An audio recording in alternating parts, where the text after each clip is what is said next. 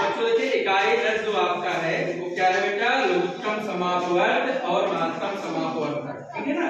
तो इस लघुत्तम महत्तम को समझाने से पहले कुछ बातों का समझना बहुत जरूरी है, जिसमें आपने अब तक पढ़ा है, आपने अपवर्तक पढ़ा है। क्या पढ़ा है आपने?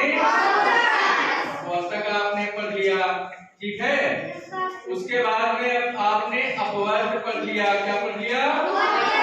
अपवर्त आपने पढ़ लिया।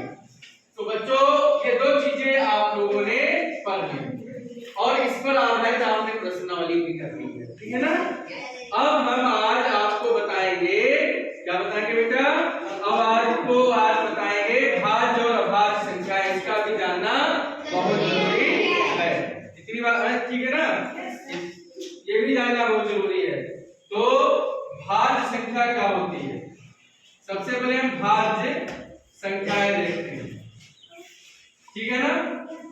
भाज्य संख्याएं और अभाज्य संख्याएं, अभाज्य संख्याएं इनको पढ़ते हैं, ठीक है ना। तो इसमें आपका जो है आज का विषय यही मुख्य है, भाज्य संख्या और अभाज्य संख्या। तो पहले हम आपको अभाज्य संख्याएं बताते हैं। क्या बताते हैं बच्चों? अभाज्य संख्याएं पहले बताते हैं। अभाज्य संख्याएं, ये सब चीजें जब आप सीख लेंगे तो आगे आपको लघुत्तम समापवर्त और महत्तम समापवर्तक समझने में दिक्कत नहीं होगी। अभाज्य संख्या को अंग्रेजी में कहते हैं बच्चों प्राइम नंबर्स। क्या कहते हैं? प्राइम नंबर्स, ठीक है ना। तो बच्चों प्राइम नंबर्स क्या होते हैं?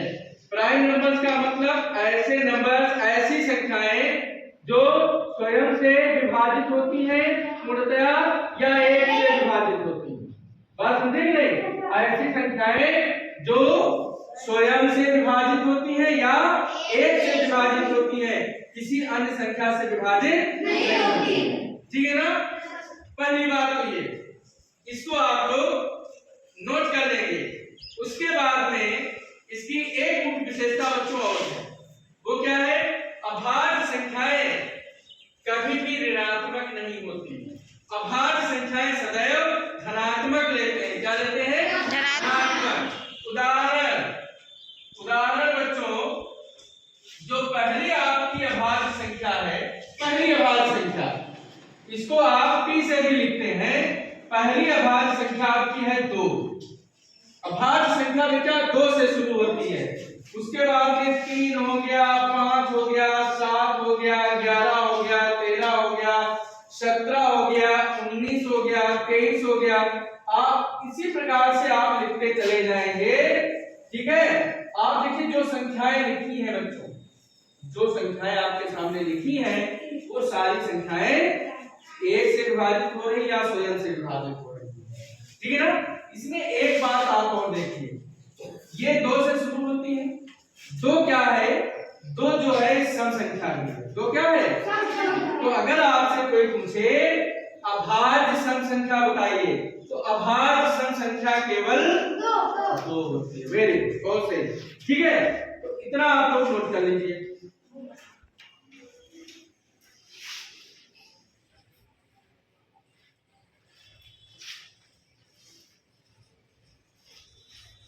नोट हो गया? Yes sir.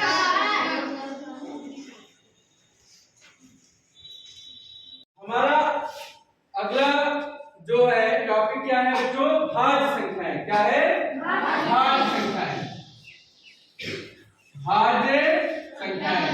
तो बच्चों भाज्य संख्याओं को हम अंग्रेजी में कहते हैं कंपोजिट नंबर। क्या कहते हैं? Composite number, numbers. वे संख्याएं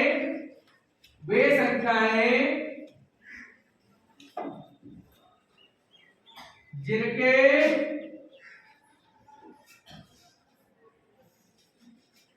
दो या अधिक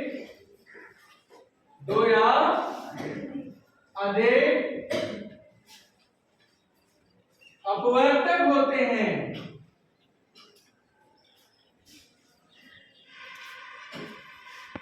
दो या अधिक वे संख्याएं जिनमें दो या अधिक अपवर्तक होते हैं,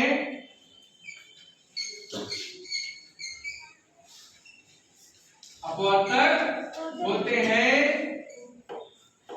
भाज्य संख्याएं कहलाती हैं, भाज्य संख्याएं कहलाती हैं, भाज्य संख्याएं कहलाती हैं। बच्चों इसको हम सी से लिखते हैं, जो कि अंग्रेजी में कंपोजिट नंबर्स कहते हैं। तो कंपोजिट का पहला जो अक्षर है वो है सी। तो कंपोजिट नंबर तो पहला बच्चों 4 है, ठीक है। दूसरा 4 के बाद 6, 6 के बाद 8। देखिए भाज्य संख्याओं में सभी अभाज्य संख्याएं छोड़ दीजिए, भाज्य संख्या में सभी अभाज्य संख्याएं छोड़ दीजिए। तो जो अभाज्य संख्याएं हैं वो भाज्य में नहीं लिखी जाएंगी। 4 होती है, जैसे उसमें पहली 2 होती है। 4 के बाद 5 क्या है? अभाज्य, छोड़ दीजिए। 6, 7 अभाज्य, छोड़ दीजिए। 8, 9, 10, 11 अभाज्य है। 12, 13 आपकी क्या है? भाज्य है, ठीक है ना। 14, 15 इस प्रकार से आप लिखते जाइए।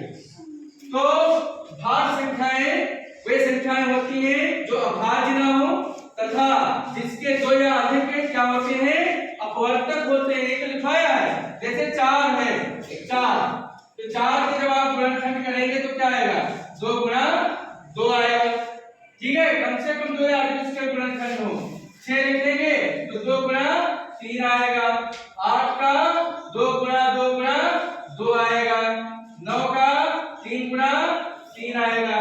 तो इस प्रकार से जिसके दो या अधिक गुणनखंड होते हैं या आप कह सकते हैं दो या अधिक अपवर्तक होते हैं, उनको हम क्या कहते हैं?